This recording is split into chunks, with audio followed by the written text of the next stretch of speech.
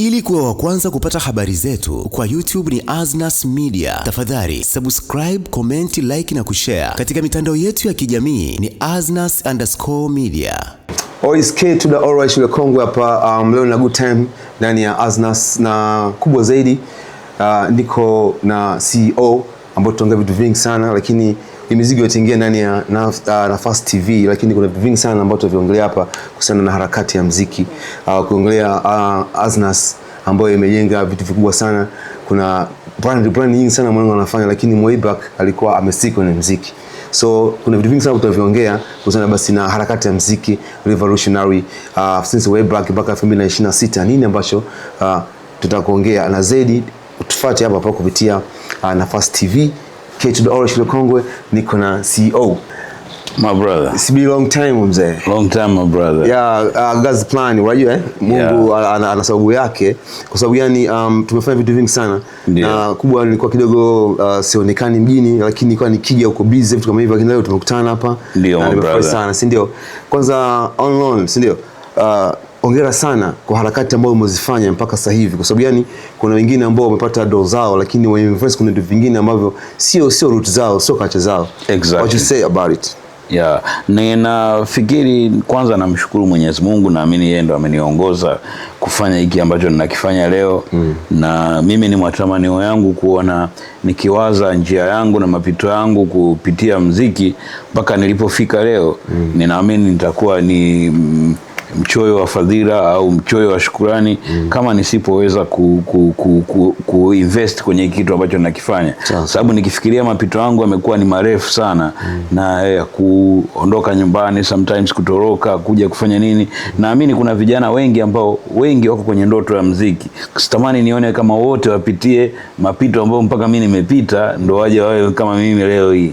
So naona kuna nafasi niko nayo ya kuwashika mkono. Mwingine tu nampa tu nafasi ya kurekodi tu mara moja kwako. Anarekodi na inakuwa ni nafasi kwake kubwa, na anajikuta anapata watu wengine ambao anaweza kumsimamia, au yeye mwenyewe anaweza akapata kujisimamia. So naamini hizo ni baraka ambazo zinaweza kuleta, na ndo ambazo zimenisukuma mpaka kurudi huku tena kwa muziki. Before tuja deal na Aznas, ndio nataka kidogo Azma. Ndio. Mpaka kuja Aznas, kipindi kile umeenda mara mwisho nakumbuka kwa umeenda Nairobi, Mombasa. Umefanya bang nyingi sana. Mimi niko na moja radio station hapo sitaki kuitaja, lakini nilikuwa napata kazi zako sometimes unakuja. Chimbao kale yako kuna mwanao kale yako ule mshikaji wako kwa sababu unabidi niko hapa keo. Niko hapa kwa mwanangu mmoja hapa kale yako. Tunakutana hapa mita Grace, ndio.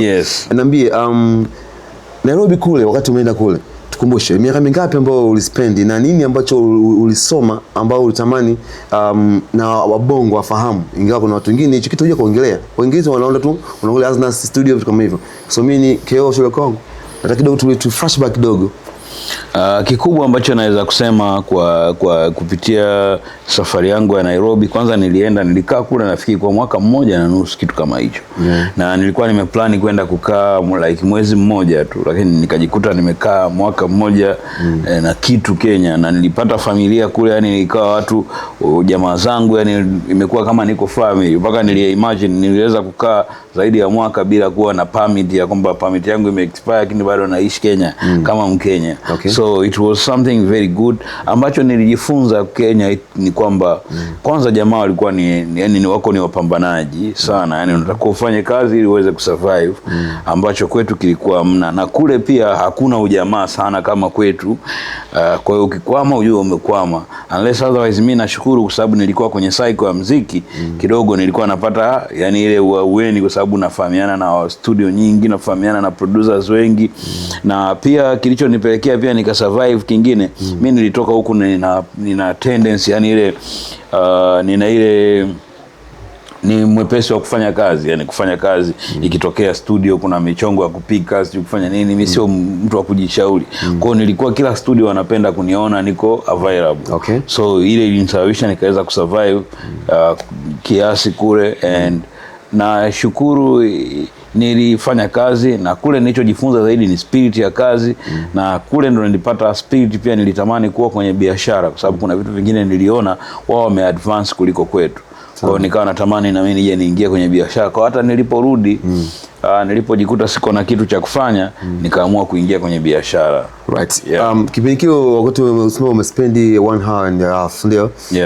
Katika hits ambayo ulifanya kukumbusha ambayo ilikufanya watu wakuelewe Azma, kwa sababu kule najua kuna Swanglish Kiswahili kule kama hizi zinaonyesha sisi sio tofauti na kule. Ni ngoma ipo ambayo ilipenetrate at least mpaka media za kule na washikaji na fan base zikawa kubwa, if you remember. Kwa kule sikufanikiwa kupenetrate sana, ila nilifanya collaboration nyingi ambazo zilitoka Cyphers sijui nini, hizo ndo ambazo nilifanya kwa kule. Sikufanikiwa kutoa hit ambayo ilitoka, ingawa kuna ngoma moja ilikuwa inaitwa Coming nilifanya mimi na Calligraph Johnny na jamaa moja kwa anaitwa Singababs na dada moja kwa anaitwa Kara. Ilifanya vizuri kwa kiasi, lakini haikuwa hit song. Ila baada ya kutoka Kenya kurudi Tanzania ndo nikapata hit song ya Staravaste ambapo kwa Kenya ilifika vizuri sana. Nikapata tena hit song ya Garagasha, nikaipeleka Kenya, ilifika. Nilienda hadi kufanya media tour kule, kwa ilikuwa na kitu. Na baada ya hapo nikafanya wimbo mwingine na mtu mmoja anaitwa Gilad Milo. Ni jamaa mmoja mzungu mmoja kutoka Israel anaishi Kenya. Naye alikuwa ni mtu mkubwa kule Kenya. Kwa nilipofanya naye ile ikapokelewa kiasi pia. Kwa hizo ndo zilinirudisha tena kule. Kwa sababu nilikuwa tayari na connection, nimeshatengeneza. Kwa cha kwanza ambacho niligain mara ya kwanza kwenye kwenda kwangu ni connection. Kwa sababu nilipata watu wote kwenye industry ya Kenya nilikuwa naweza kuwafikia, wakina mzazi, wakina mzazi William Tuva, wako na watu wengine kule ambao walikuwa kwenye media wengi, so wote nilikuwa na uwezo wa kuwafikia. Kwa upande wa lyrics, how to create rhymes, ndio labda kitu gani ambacho kwako walikuwa wanakifeel kwamba okay, huyu ni Azma na anafanya hivi, labda utofauti wa mwandishi na kipindi kile, nini ambao ulijifunza, nini ambao uliwazidi, au kitu ambacho kiliwavutia katika hizo collab 2-3 ambazo umezitaja katika upande wa how to create lyrics? Nafikiri kikubwa ambacho kiliwavutia kwa kule ilikuwa ni lafuzi yangu ambayo nilikuwa natumia na uandishi wangu kiasi, na pia watu wengi wa kule walikuwa wanalinganisha sauti yangu mimi na John Vigeti. Kwa hiyo wengi walikuwa John Vigeti ni icon ya Kenya. Kwa mimi kule wakati naimba wengi sana walikuwa wanasema jamaa ana sauti kama John Vigeti, kama John Vigeti. Kwa hiyo ile ilikuwa inasababisha nina click kwao mara kwa mara sana. So hiyo ndio iliyokuwa inanipeleka inanibeba sana kule. Sawa. Ndio. Idea kurudi Bongo, uliamua tukono kwamba maisha kule labda umeachoka, au mwenyewe tu ilitokea tu automatically kuna kitu kilikuvuta ukaja Bongo? Nafikiri ni wakati wa Mungu, ulikuwa tu ni sahihi wa kurudi huku Tanzania. But kitu kikubwa ambacho kilipelekea nilirudi, nafikiri nakumbuka kuna jamaa wangu mmoja alinicheki anaitwa Olof. He is my schoolmate, namuita Olof, anaitwa Pero B. Alinicheki akaniambia, bro, umekaa Kenya muda mrefu sana na sijaona impact yote kubwa. Mimi sasa hivi tumesoma naye chuo FM, nimesoma naye O-level. Mimi sasa hivi nina nafasi naweza kukusupport kidogo kwenye muziki wako. Rudi hapa nikufanyie video. Kwa ndo alinirudisha kutoka Kenya kurudi tena nyumbani, kurudi tena Tanzania. Kwa hiyo niliporudi yeye ndo aliyenilipia ile video ya Staravaste. Kwa aliweka budget, nakumbuka it was one of the expensive video nimewahi kufanya, sababu ilikuwa na budget kama milioni 8. Kwa ambao wakumbuke ilikuwa mwaka gani sasa? 10 years ago kama 2016 hivi. Basically. Baada ya kufanya Staravaste umrudi Bongo, si ndio? Na tayari Azma ulikuwa umeswitch na hii Swanglish za kule umekuja hapa. Baadaye tukaona kuna kazi ukafanya kazi. Labda tuseme sasa ulivyokuja hapa, cha kwanza kufanya baada ya kuachana hizo project ambazo ulianza nazo kule, ilikuwa ni issue gani? Cha kwanza kabisa ni baada ya kurudi ilikuwa ni hizo project ambazo nimesema, ambazo ni Staravaste, Garagasha nini. Na pia nikaweza kuwa na organize ya wasanii wa mara nyingi wa hapa kwenda kufanya interview Kenya, kwenda kufanya media tour. Na nilipokaa muda mrefu, nafikiri nilienda tena kwenye media tour Kenya, nikarudi huku Tanzania. Baadaye baada ya muda sana nikaendelea na kazi zangu nyingine. Sasa baada kwanza kutoa zile ngoma zote, mimi nilitegemea zitanipa labda pesa au nitapata show, lakini sikuwa napata show, sikuwa napata chochote. Kwa hiyo nikaanza kufikiria kuingia kwenye biashara. So na by that time nimeshakuwa na mwenzangu ambaye ni mke wangu na ni partner wangu. Tumekaa sasa muda mrefu, I think 2018 kule au hapa? Nilikutana naye huku, tulikutana naye njia ya safarini, nafikiri nilikuwa natoka kwenye ndege, nilikuwa natoka Mwanza sijui wapi, lakini ndo tulikutana. Okay. So from there ni Desemba baada ya kurudi nadhani 2017 hivi ndo tukakutana naye rasmi.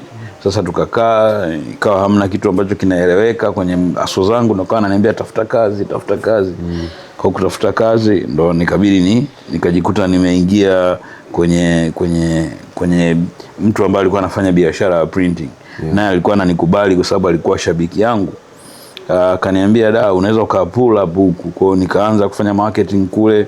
Nikafanya kama miezi 6. Baada ya hapo hatukuwa na maelewano mazuri na ndugu yangu yule. Kwa ndo nikaanza sasa separate mimi kama mimi. Wakati tunakuja sasa tuile sasa kidogo kwenye mambo ya Aznas. Kuna kipindi fulani mimi tupiga story kuhusiana na unaambia Keo Nairobi kule wanahitaji presenter wa kibongo kutokana kwamba kipindi ni wachache, si ndio? Tupiga story siku moja, sio nakumbuka. Nikwambia sasa how can I connect na kwaje, akaniambia kwamba hivyo marketable ya presenter wa kibongo huko. Bado sasa wako wengi, kuna mambo Gen Z wanakuwa, lakini kuna wengine ambao unajua watu hawataki kujaribu maisha. Labda kule marketable ya presenters wa kibongo kufanya kule katika shows za Kiswahili. Zilikuwa vipi yani mpaka ukipengea ukajaribu kuconverse? You can shift. No matter nini ambacho ulikiona, wapungukiwa nini? Nilichokiona kwanza sio kwamba wanapungukiwa. By that time nilikuwa naona opportunity ya hip hop kwenda kwenye media. Especially mtu unapotoka Tanzania ukienda nchi nyingine, especially kama Kenya, unakuwa valued sana. Kwa mimi nilikuwa naangalia kipindi kile potential yako, nilikuwa naona kama kule ungeweza kupenetrate. Alafu na pia kwa sababu nilikuwa nimekaa kule, nikawa naona yani kama ni spirit yao kwanza ya kupambana kazi, nilikuwa nahisi pale unaweza ukawa na nafasi. Na pia nilikuwa na jamaa zangu ambao nafikiri walikuwa wanazungumza sana vitu kama hizo kuhusu kuunganisha watu wa bongo ambao wanaweza wakaconnect. Nafikiri ndo ikafikia tukazungumza mambo haya. Forget about it. Let's continue. Baada ya kukutana na partner wako ambao ndo shemeji yetu, mkuja katika masuala ya printing, tafuta doors ni maana yake. Lakini right now naona katika maongezi yako mengi unaongelea hip hop business. You're talking about business, right? Nimeona baada hapo, baada kutoka kule Kariakoo ukaja Mikocheni. So mimi niko kama mkoa fulani hivi. Nikaona harakati zinaendelea. Cha kwanza nikaona kwamba unafanya cypher. Wasanii wengi wanakuja, wana-introduce, wanafanya ngoma. Sijajua ile cypher ziko vipi utaratibu wake, labda zimeshatoka au ulifanyaje kwa mtu ambao he didn't know about it? Kwanza kabisa nimekuwa nikisupport music kama ulivyozungumza before. Nilianza na project kama ya Kikosi Kazi. Nilikuwa na support sana like miaka 5 iliyopita. Nilipush na Kikosi Kazi ikafika mahali pakubwa, watu wengi wakawa na recognize Kikosi Kazi.